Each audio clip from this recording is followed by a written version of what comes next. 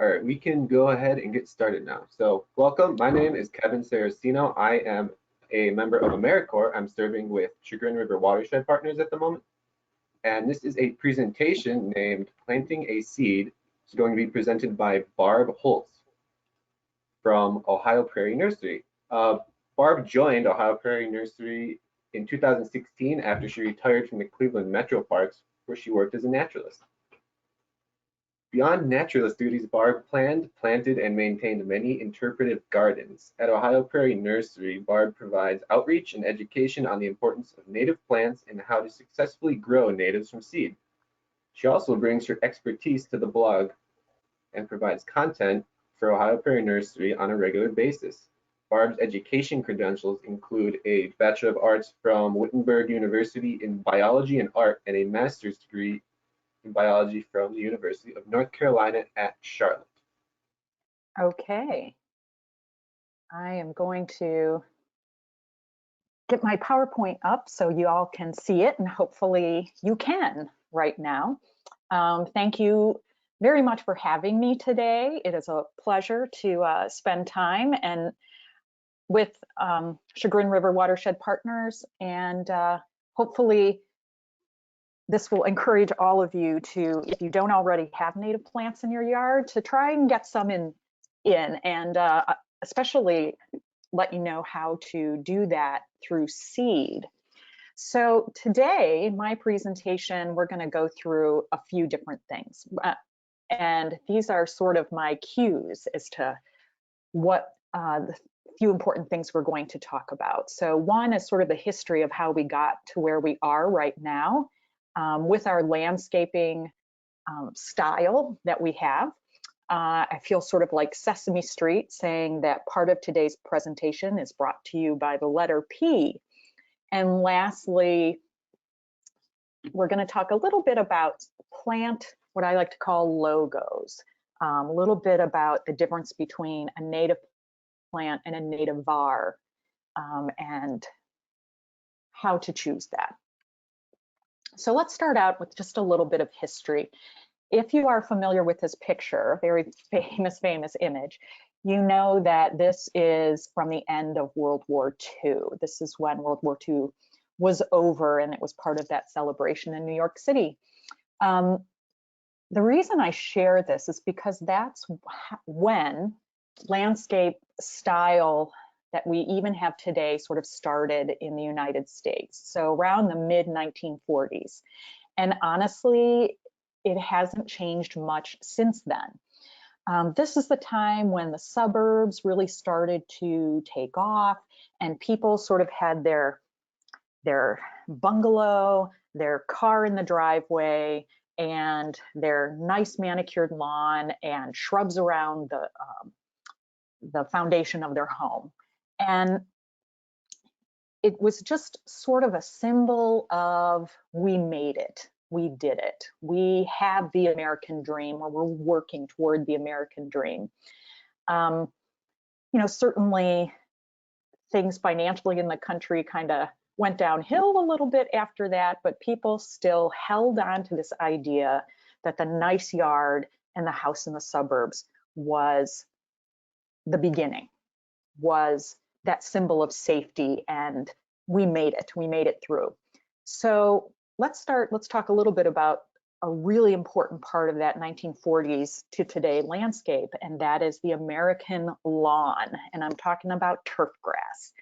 So in America, you would think that if I said, what's the largest crop, irrigated crop in America? You might guess wheat, corn, something else.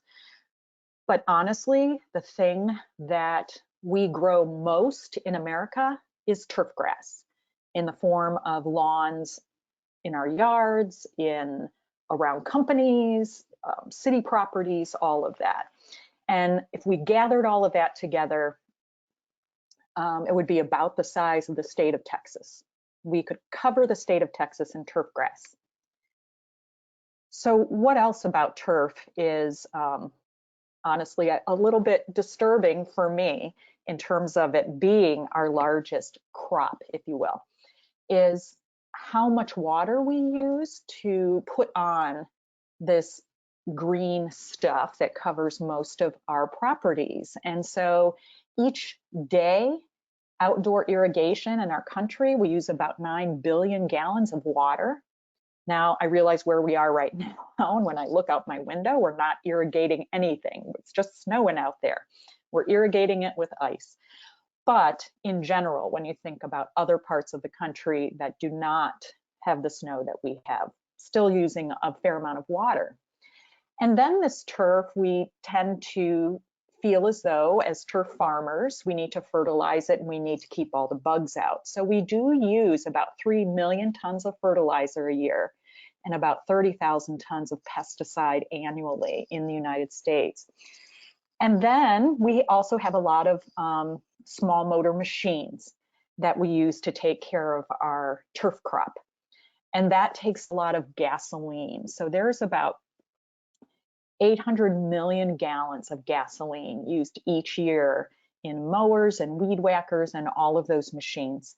When you compare that to oil spilled by the Exxon Valdez, they spilled about 11 million gallons. So just to give you sort of a comparison, 800 million gallons is a lot of gasoline. So today I'm here to tell you there is good news. There's good news that we can find balance between having this sort of farmed, if you will, turf grass and non-native plants in our yard to offering something different. And you can offer something different in a variety of ways and a variety of styles. So before I go on to the how-to, let's just first talk about that word native. I may be preaching to the choir here, but let's just make sure that we're all on the same page. So a native plant is a species that was indigenous to a region prior to European settlement. So before about 350 years ago. And how do we know that it's been here? Well, there's plenty of historical document that can give us a really great picture of what was here before through diaries, through specimens, through studies of Native American use of plants and things like that. So we can have a pretty good idea of what was here before European settlement.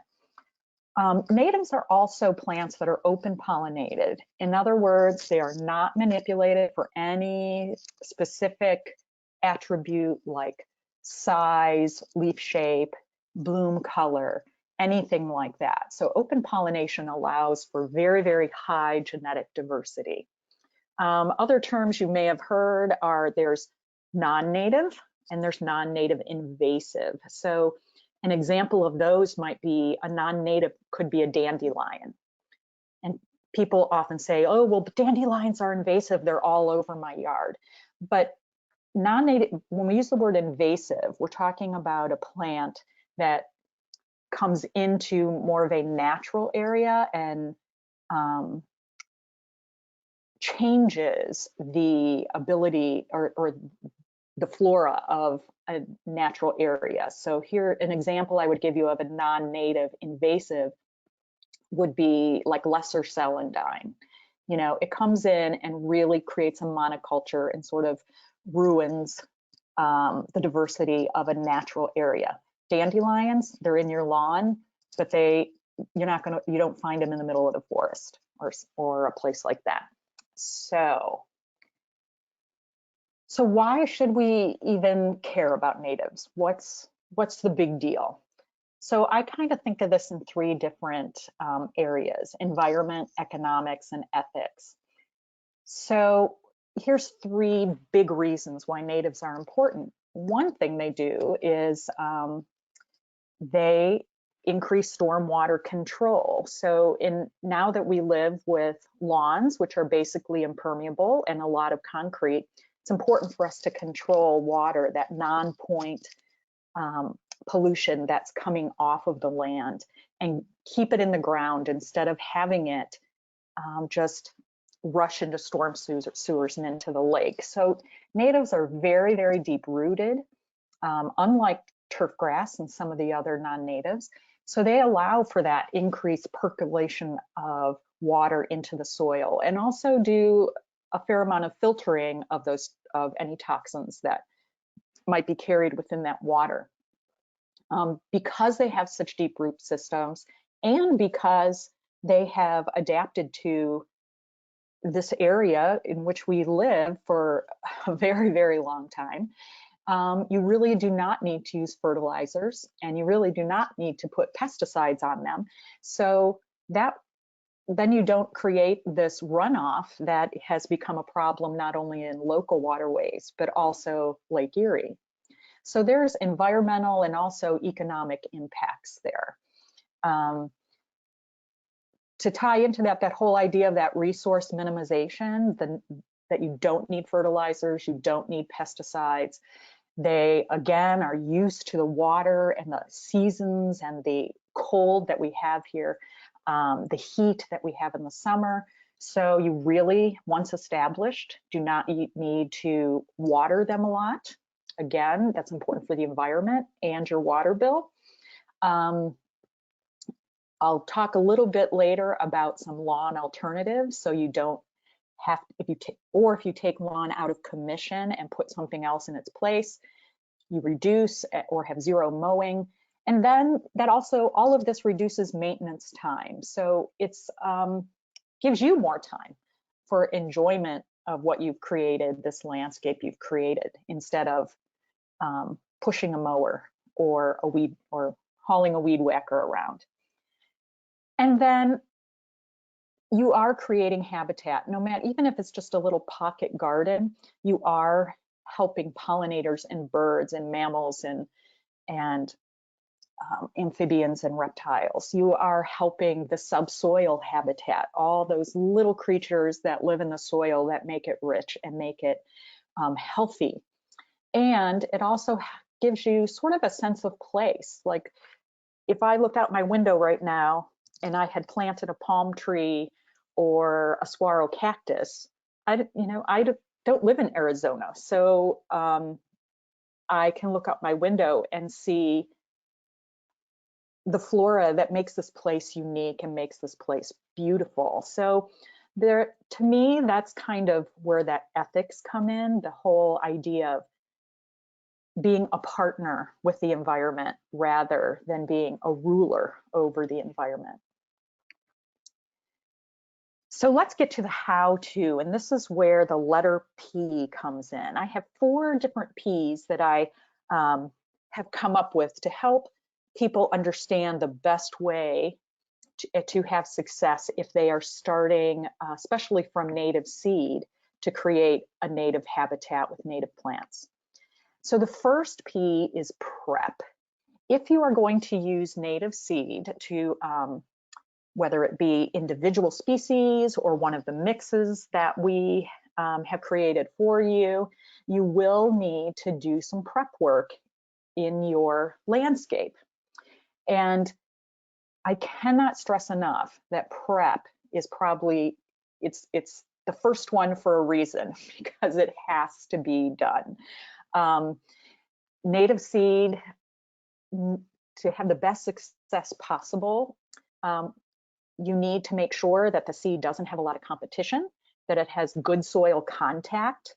And because we don't want you to waste your money. If you're going to buy seed, we want something to grow with it, grow out of it. So, I'm talking about right here, that's something, a way to prep a bed for kind of a smaller area.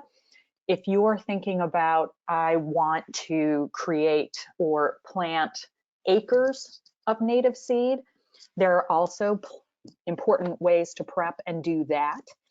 If that's what you're interested in, I would encourage you to call Ohio Prairie Nursery and get some advice about that. A gentleman by the name of Dave is who you would want to chat with, and he can help you understand how to do native seed on a very large scale. But on a smaller scale, you can just by hand rip everything out of a certain area. I would encourage you not to till. Tilling only wakes up all the seed that's sitting in the soil, just waiting for somebody to move it around. And before you know it, you're going to have more weeds and things to get out of your way. So you can do it by just clearing an area and getting down to bare soil. Another way to do it that I have done, and we have done many times on test beds out at Ohio Prairie Nursery, is this way, is to lay down either a heavy layer of newspaper or corrugated cardboard over an area. You cover that area with about 2 to 3 inches of wood chips or hardwood mulch. Double shredded hardwood mulch is great. Part of the reason hardwood mulch is great is because it is a fairly sterile medium. This is why we tell people not to put it in topsoil. Topsoil comes with some weed seeds often. So plus those wood chips and hardwood mulch have nooks and crannies that are important for the seed to find and sit in. You just seed directly into that mulch. And when you do seed, you don't dig it in. You seed on top, and then you kind of, depending on how large your area it is, kind of tickle it in with your fingers, or take a leaf rake and kind of tap it, or turn the leaf rake over and kind of bounce it on the surface. You really want the seed to have good soil or mulch contact. And then if, then it's up to you whether you want to put some kind of hardscape border or something along those lines, depending on your landscape design. So how do you seed? Well, you just kind of sprinkle the seed around. There's nothing magical about it. But something we have encouraged, because some of the seed you're seeing in this picture right now is iris seed. So you can really see that sitting in your hand. And on top, sometimes on top of your mulch, you can see it. But, if you're seeding cardinal flower, it's like dust. It would be very hard to make sure that your seed is evenly distributed. So one of the things that we offer are rice hulls.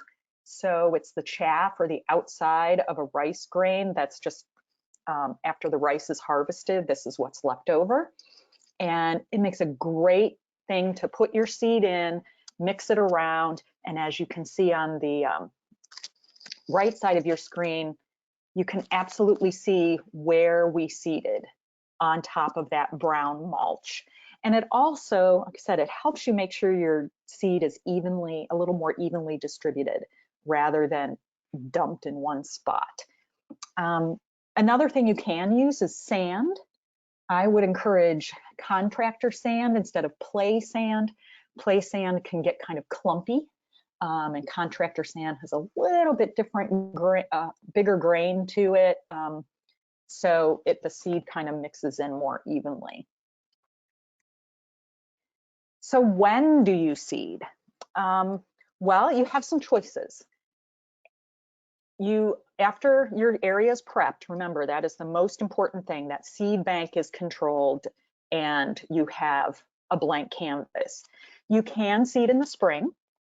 This is after the ground thaws. So you can do that up until about June 15th. You can also dormant seed. So this is after the soil temperatures are below about 50 degrees. So I usually like to say you're pretty safe around mid to late November. So this is kind of before the freeze thaw cycle begins in our area. But you can also frost seed. So you could actually seed now if you wanted to. Not on top of the snow though. You would need to wait until we had a little bit of a melt, or there was just a very thin dusting over the surface of the soil. But once that freeze thaw cycle begins, you can absolutely put out your seed as long as your area is prepped, and that freezing and thawing just automatically, without any help from you, lets the seed kind of tickle itself down into the soil. Dormant seeding and frost seeding are really, really important to, or the two I would encourage if you choose a seed that needs some stratification or cold requirement in order to sprout in the spring. So an example I can give is most milkweed seed, for example, needs stratification. So if you seed milkweed in the spring, it might not sprout until after it goes through some cold, the end of the year, and then you'll see it the following spring. So depending on the seed, you have lots of options as to when you can. Really, the time not to really seed is around that June 15th, all through the heart of summer. You really need to wait into fall. And the reason I say that is because what native plants do first, whether you're planting a plug or whether you're trying to sprout a seed, is establish roots. Root establishment is the most important thing they can do, because been there, done that. They know about the weather here, they know about the clay soils here, they know about all of that. And they've, grown up with that or adapted to that. So if you seed too late and that seed starts to sprout and it does not have time to really start to establish that root system, it might be hard for it to make it through the following winter. The second P is patience.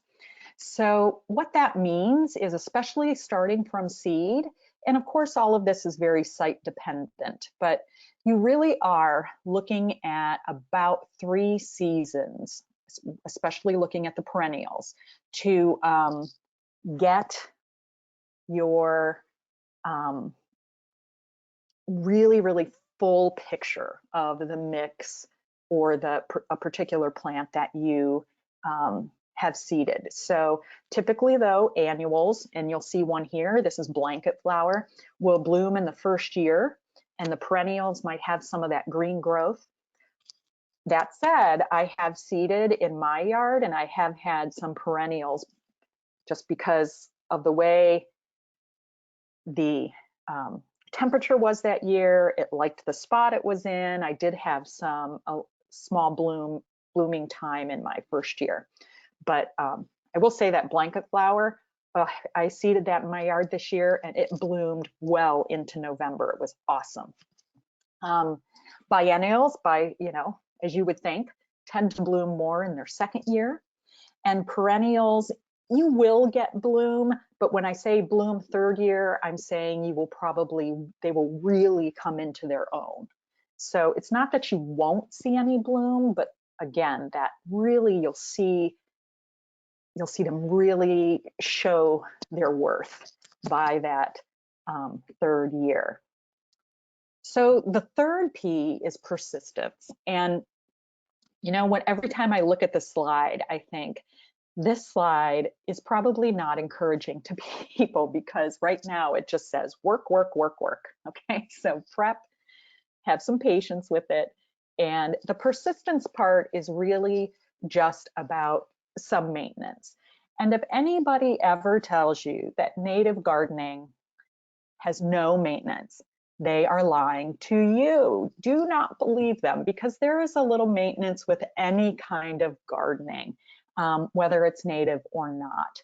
So especially in the beginning of your seeding, you are probably going to have to remove some undesirable species or some weeds just to keep the competition down for the plants you are trying to nurture. So again, that key is prep, and to start with, a fairly sterile medium. If you do see things coming in, just physically remove them. And depending on how you feel about this, and depending, I would say, on what that particular weed pressure is, if you spot herbicide, obviously you're not broad spraying any kind of herbicide. That particular method is sort of personal preference. The other thing you can do certainly is just cut seed heads of species that are nearby that you don't want to seed into your bed. So, you know, maybe just to keep other things from sprouting. And the last P is patio chair. And of course, this is my favorite. You have just worked and created a beautiful native habitat, so you absolutely deserve to sit in your chair with your beverage of choice and enjoy the show, because the plants are beautiful, and absolutely, if you plant it, they will come. The birds, the butterflies, the bees, all of those things that are so happy now to be part of your landscape. So now let's talk a little bit about your logo, the idea of this logo. And if you watch TV at all, you probably know whose logo this is.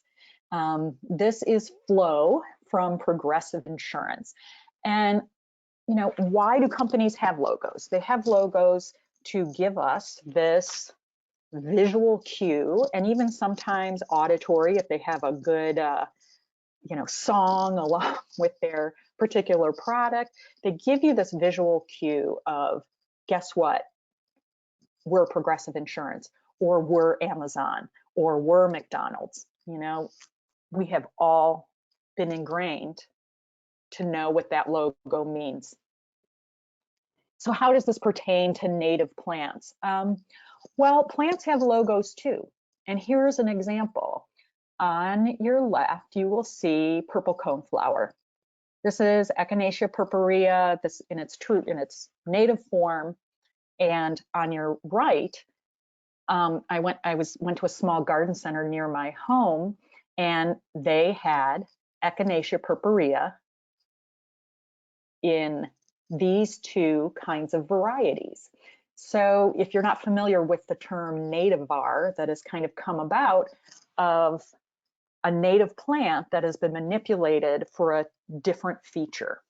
So even though each of these pots said Echinacea purpurea on it, it then had a variety name or cultivar name after it. So here's my question. Let's say, let me give you an example. I mentioned McDonald's before. Let's say you're on a road trip, you're hungry, and you thought, well, you know, I'll just look for the golden arches, you know, off the side of an exit so I can get a bite to eat. You're driving along and you get to the next exit, and all you see is a sign with a black triangle on it. You're like, oh, I don't know what that, well, I'm just going to keep going. There's got to be a McDonald's at the next exit. You go to the next exit, there's that sign with the black triangle on it again. And you're thinking, oh, that's kind of weird. I don't really know what that is. So what if overnight McDonald's changed their logo to a black triangle, but you didn't know it? You just passed up two opportunities to eat. Well, if all of a sudden we decide, oh, well, we like purple coneflower, but we really want it to have tons and tons of frilly purple petals because that's what we like, we're going to do that. Or I like purple coneflower, but I want it to be orange, and I want the central flowers or the disc flowers, that middle portion, to be, you know, fluffier and frillier. Well, that might be great for you, but you are not depending on that plant for your sustenance. But the bees are, and now especially the color change, bees see in different wavelengths than we do. So the logo that native purple coneflower offers has now been changed, and the bees and the butterflies don't recognize how this plant has been made different. Will they come to it? Of course they'll come to it. They'll still come to it, but it's not what they usually recognize. And of course, my other question is if we start manipulating these natives for other features, then have we changed the energy that the plant puts into things like seed, nectar, and pollen production? So because now this plant, this purple coneflower, has to put more energy into creating more petals, different kinds of petals, how does that change what the plant offers the pollinator? I think that is just something to consider. This slide I love to share, even though it is, I think this, what Tony Stahl and Mark Appelstadt did was in the early 2000s. I think they did this from 2001 to 2006. And I saw this, them present at a conference, and this to me just says, or totally explains the why, or does this really make a difference? Who really cares if we have native plants in our yards? Well, the insects do, the birds do, the mammals do. So Tony and Mark live in a suburb of Columbus, pretty near, if I remember correctly, the Olentangy River. And the house on the left is their house when they bought it or moved in. And it was just, you know, honestly, it was just a typical little bungalow, very typical, again, suburban home, lawn, a big tree in the front yard, and a lot of things around the foundation. This is a 50 foot by 100, a 50, yes, foot by 100 foot lot. And so what Tony and Mark are habitat ambassadors for National Wildlife Federation. So they decided to do a survey in their yard.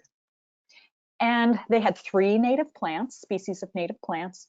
They watched over a season and saw 2 different species of butterfly.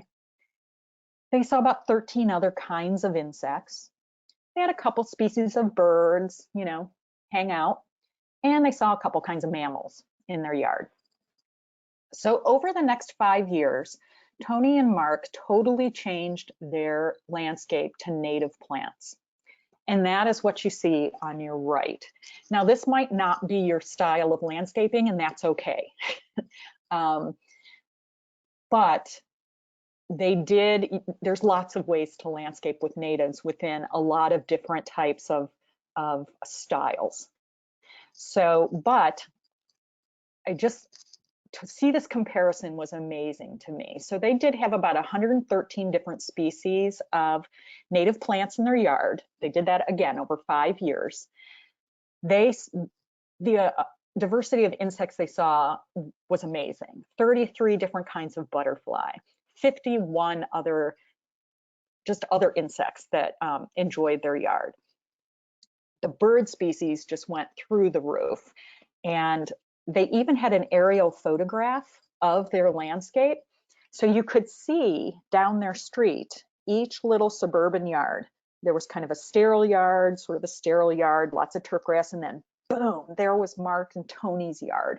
If I was a bird, I would know that's where the party was. And I would fly down and hang out in that yard for sure. They said they had lots of neotropical migrants that came and stayed for a few days. It was amazing. And then, you know, the mammal population became more diverse as well. That part sometimes freaks people out because they're like, I don't want more furry critters running around my yard. But remember, when you have a more diverse habitat, you also have things that are using that habitat for food.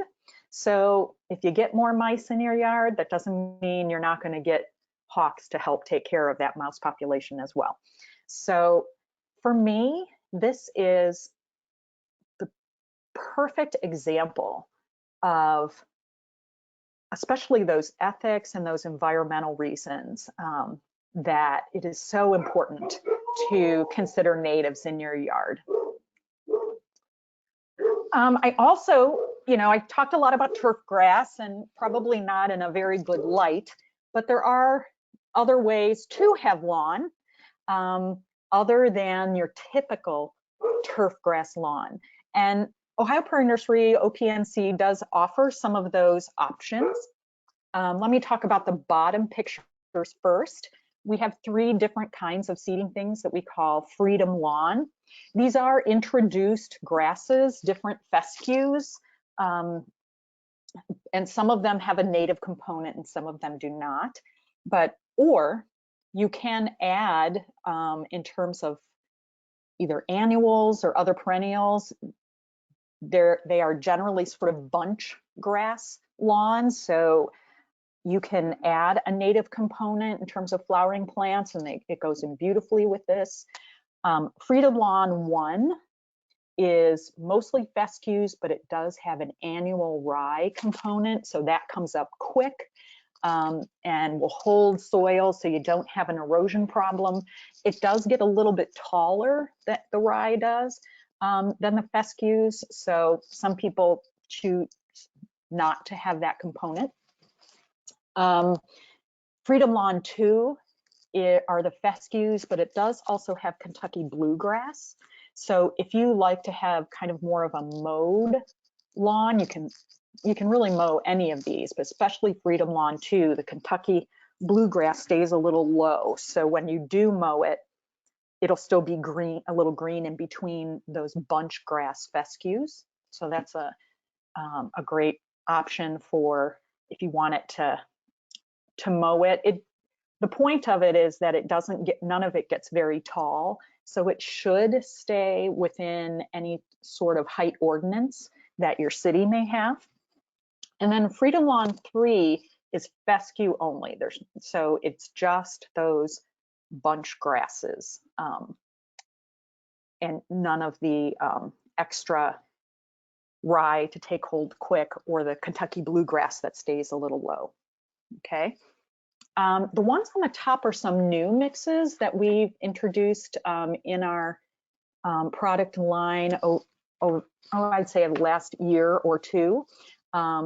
The Clover Lawn mix, this can be mowed. It gets about 12 to 18 inches high.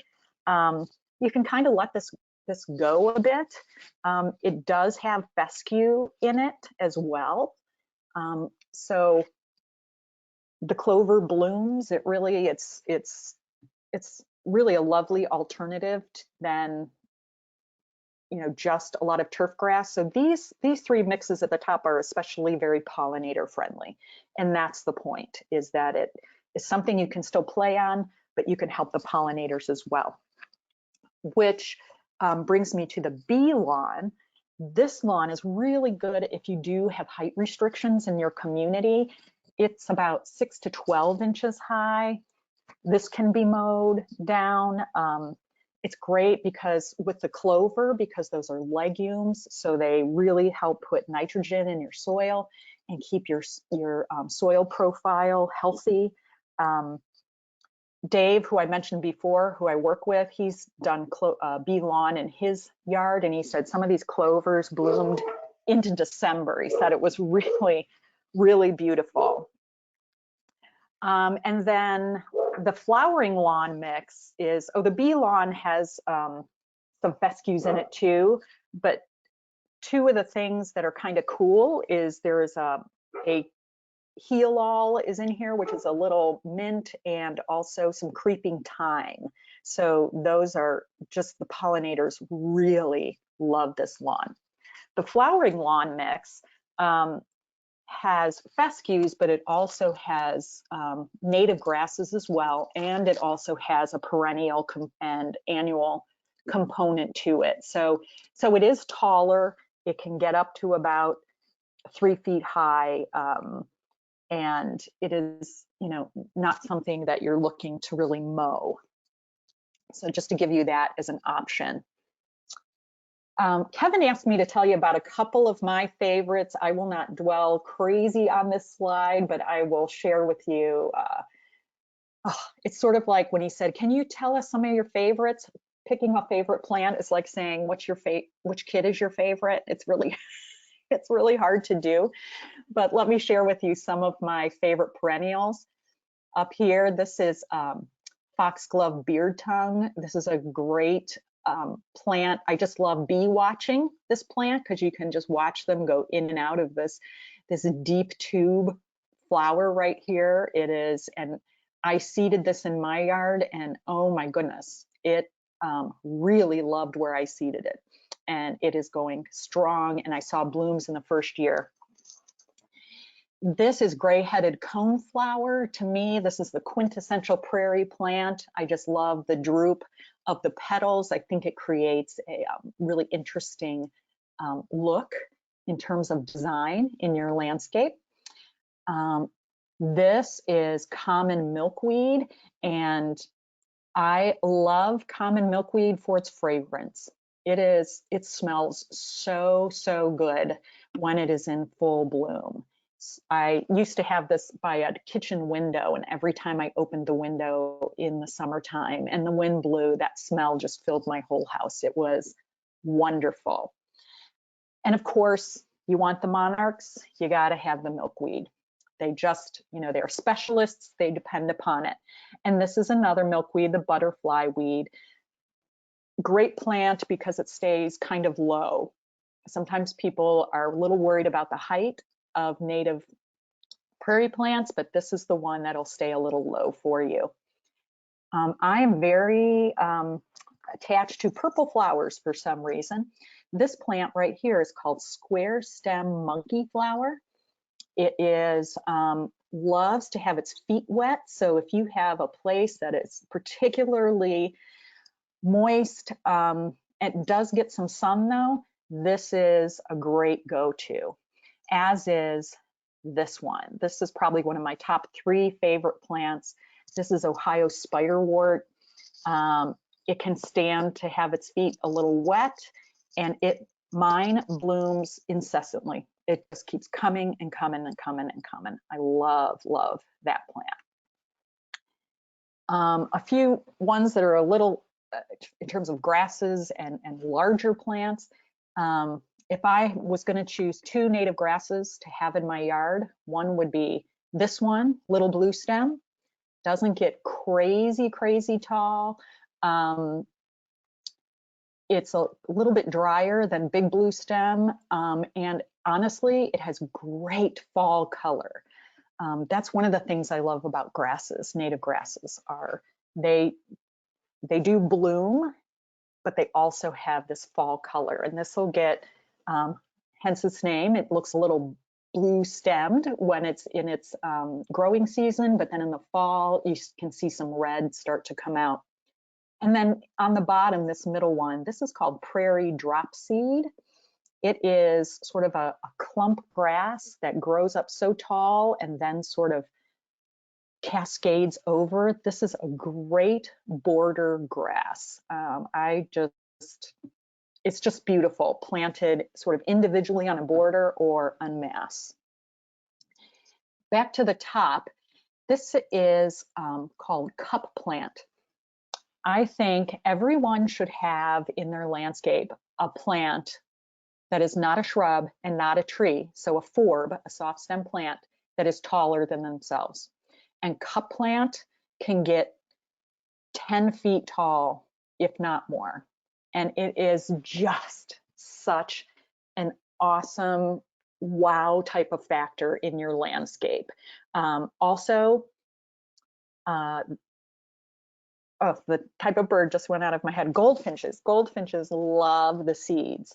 They just sit way up high on the top of this plant and just munch on seeds like nobody's business. And this is why it's cup plant. There's water that collects in here, and birds can drink out of that, or it can just be this wonderful little pool for insects as well as birds.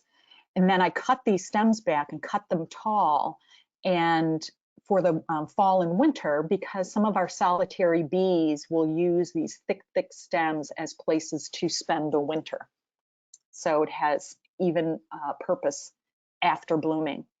This plant right here is, if you have yucca in your yard, which is a non-native, get rid of that and put this. This is called Rattlesnake Master. And it looks kind of like that succulent or that yucca that you see has out west, but this is native in our area. It is just a really interesting plant in terms of design, but the bees just love this when it's blooming. It is awesome. And a weird thing about it, I will tell you, I think the seed smells delicious. It really, seed has different smells to it.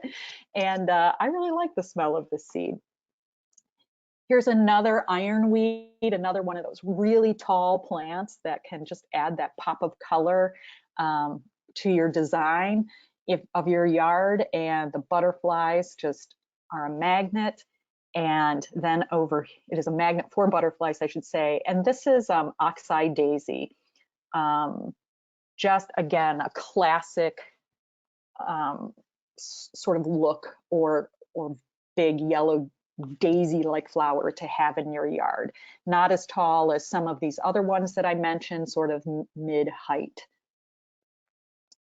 So those are, went through a few of my favorites really quick there. I did want to bring to your attention that April is Ohio Native Plant Month. And well, if you just Google Ohio Native Plant Month, it'll come up. And we have partnered with that organization for the second year and developed a pocket pollinator seed packet that you can purchase through our website. You can also actually get any quantity that you want, but the seed packet covers about 200 square feet in your yard.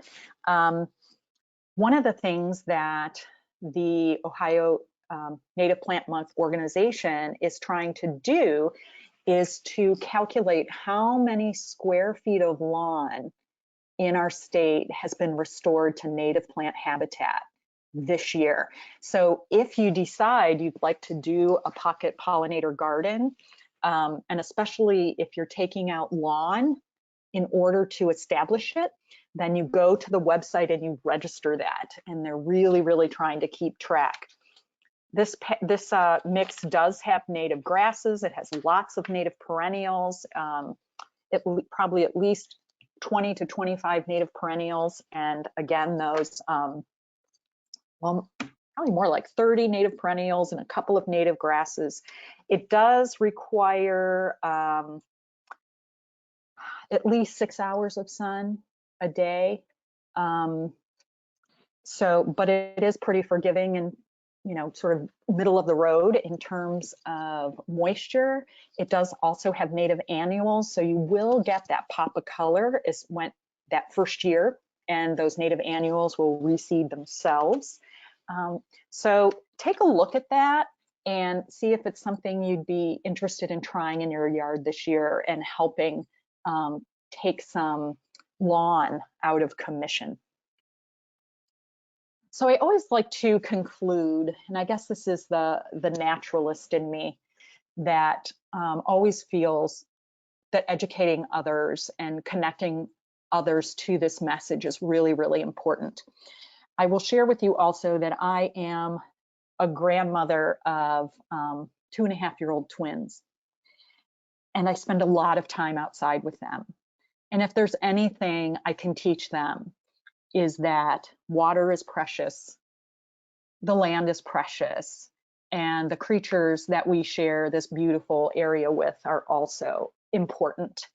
And a neighbor gave the kids these spoons, and they just kind of look like, well, they look like spoons, right? Something that you would throw in the trash. But I'm here to tell you that they are not. These are shovels. These are pokers. These are things that we take outside and they can use to discover what is going on around them. And when you're in your yard, you know, take a child with you or take another adult with you. Don't be afraid to go outside your own comfort zone, you know, and put a butterfly on your face, because now you have planted a habitat to invite all of these beautiful creatures into your surroundings. Don't be afraid to do that, because once your kids see that you're okay with it, then maybe they will be okay with it too. They'll take the opportunity to say, oh my gosh, look what we found. I can discover the same things and have the same relationship with my yard that is amazing and wonderful and beautiful. And I'm sharing it with all these other creatures. Because these seeds, you know, there are literal seeds that we can hold in our hands, but there are also figurative seeds that we can share and plant in the hearts and the minds of those that we take with us on this journey. And again, I would especially encourage you to take a child with you so that they can learn about rainforests, and they can learn about, you know, our troubles in the Arctic. But first and foremost, let's help them see what is in their own backyard and how important and precious that is too. So with that, I would invite you to Prairie on, and you know, I hope you enjoyed and learned something from what I shared with you today. And I am happy to answer any questions that you may have. Let me see if I can now take a look at some of those questions that maybe you have typed during the presentation. And this is where I don't know if maybe I might need a little help from Kevin. I don't see any questions thus far. Sure. I can read them to you. Would you like me to do that? Okay. They're not coming. I don't see them on my little thing. So, okay. No problem. Okay, so question 1. Does putting seed in the refrigerator for 2 to 3 months work for stratifying seed? Yeah. You know, I do get that question a lot. I would say you could give it a try. I think the best way to stratify is because when it is outside, there is a fluctuation in temperature, and there's a good moisture regime that the seed goes through. So, for example, like all of the seed that we have at Ohio Prairie Nursery is stored in a cold room that's kept at about 53 degrees. It is dry, though, is not wet. And sometimes when you put things in the refrigerator, you got to be careful about moisture and the seed getting moldy. I would probably, I would actually put it like in my garage or somewhere more than I would even keep it in the refrigerator. So if your bed's not prepped and you're ready, you know, and you buy seed, just leave it outside dry, at least in your garage or someplace, so it can get a fluctuation of temperature. Okay, great. Let's move on to the next one. How many hours of sunlight should you provide when starting seeds? Well, that very much depends on the species. Most, I would say, for sure, 4 to 6 hours. Mm-hmm. Some of the things might, you know, if our website is just full of information. If you are buying, you know, a full sun plant, then I would look for at least 6 hours. But we also have, if you want to know, okay, what can I plant where I have a little bit of shade, I would encourage you to go to the website and look at a mix that is called Woodland Edge. And those are plants that can take a little bit less sunshine. And those are the ones that you could probably go with about 4 hours of sunshine a day. We don't really have seed for full shade. But that's, you know, a whole nother, it's a whole nother talk. What could you do with full shade? But I'd say at least 4 to 6 hours. Okay, so we do have quite a few questions. If we don't get to yours, I do apologize. We're going to try and get through as many as we can. So let's keep moving. When planting native bars next to native flowers, will cross-pollination occur? And how will that affect it? I would say yes, cross-pollination will occur. You know, in general, something like a nativar, I guess probably depending on how much it was manipulated, sometimes tend to revert back to their native state. That isn't always true, but sometimes they will do that, especially if it's color. So even though there might be cross-pollination, what I would think what would happen is that the nativars might have a better chance of going back to that native state rather than staying in their nativar state. So you might not, if you're saying, oh, I want the orange coneflower, maybe it won't be orange after a while. So just buy the purple one. There we go. Okay. Here's an interesting question. I've read that pre-European settlement, 95% of Ohio was forested. Where do all these native sunny meadow plants come from, geographically in Ohio? Right. That is true. There was a lot of forest in Ohio, and I that as well, like about 95%. But there were most definitely pockets of prairie. There were prairie or meadow type plants that were on the edges of these forests, or just pocketed throughout that the region.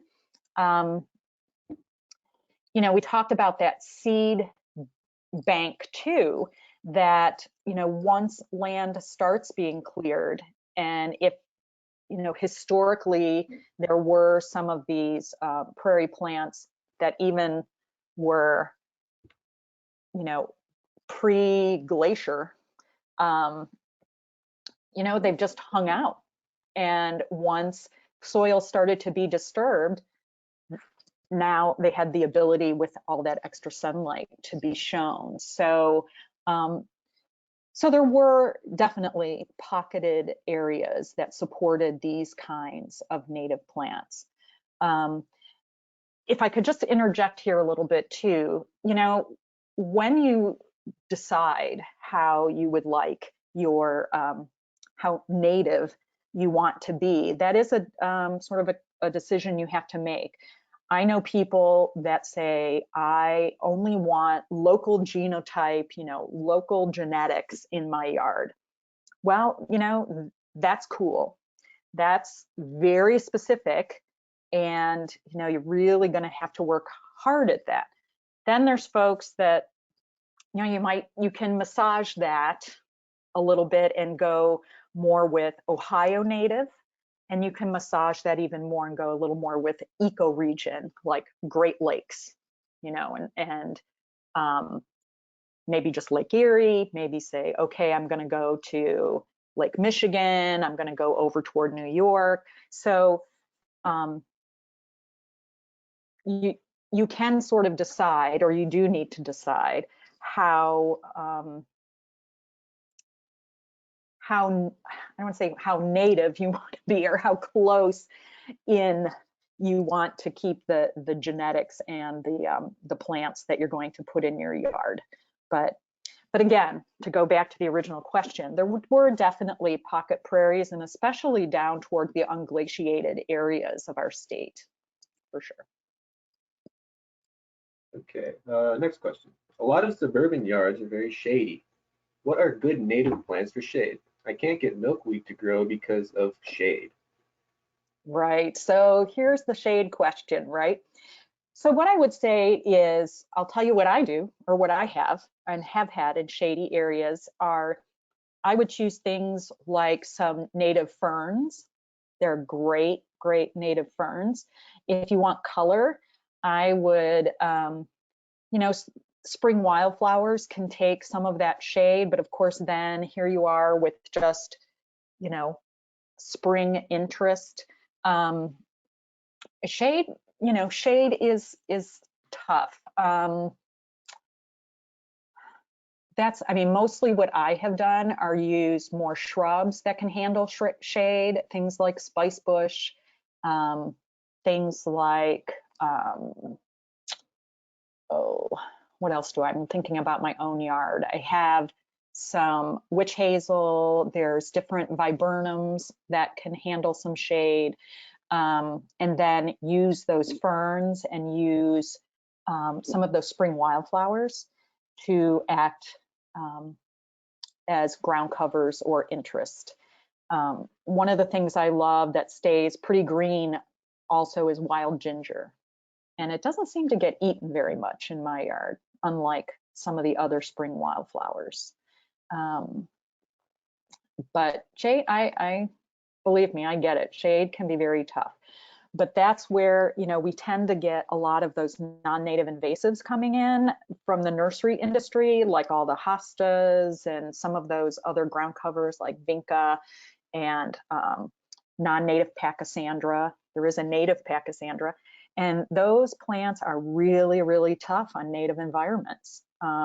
They do escape your yard. So even though it's tempting, I would encourage you to stay away from those. Okay, I'm seeing quite a few questions about deer and terrorizing gardens. Is there any advice you could give for that? Oh, we just love the deer, don't we? We just love it. Well, here's what I would say, is people ask that question a lot. What about the deer? And they say, give me a deer-resistant plant.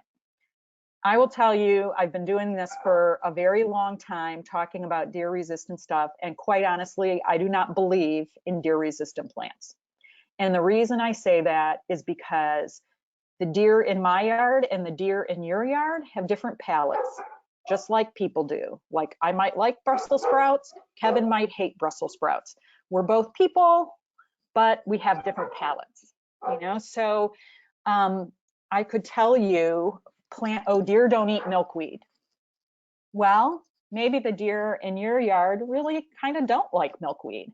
But I will also tell you, I have seen deer eat milkweed down like crazy.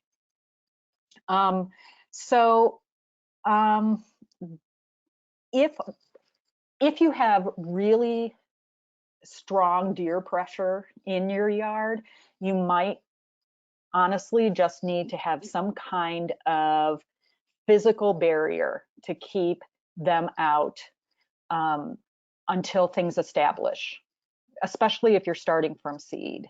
You might just need to say, okay, you know, I did this in my yard, so I get it. It wasn't pretty. I had a lot of fencing, but once things established, they were able to kind of hold their own a little bit. But deer pressure is very, very difficult. There are lots of products out there then, and I've heard some folks have great success with some of those deer repellents. And I've used some of those too, and they have, you know, they have helped me. I know I'm probably not saying what you want to hear. So, some of it is also just hit or miss, and you have to know what your deer like and what your deer don't. They do eat a lot of non-natives though, they definitely do, but that doesn't mean they're not going to like the natives as well. So learn what your deer like and what they don't like.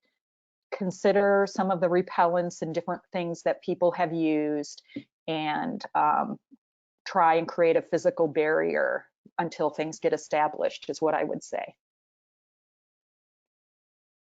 Okay, great. There's a few questions about preparing your lawn during the fall and going into winter. Like when in fall, when should I cut back the plants, or should I wait until the winter? And what should you do with leaves? Okay, that's a great question. Let's start with cutting back.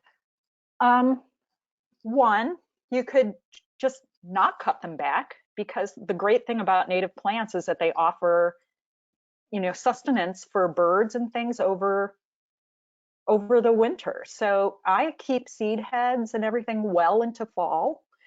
Sometimes I do cut things back a little bit, like maybe early November or late October.